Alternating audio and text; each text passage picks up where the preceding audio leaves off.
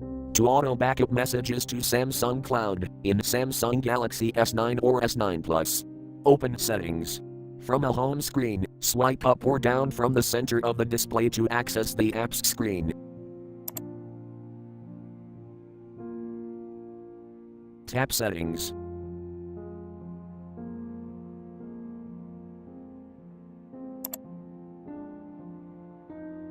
Scroll down.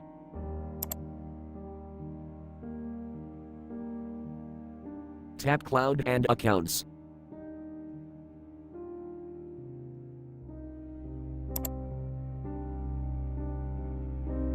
Tap Samsung Cloud.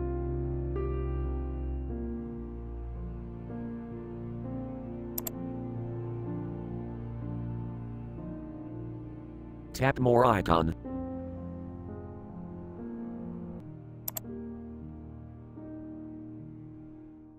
Tap Settings.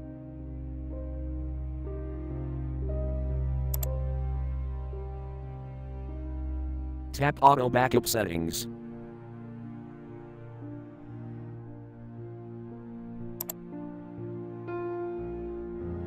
Tap Messages switch until blue to enable, or tap until gray to disable.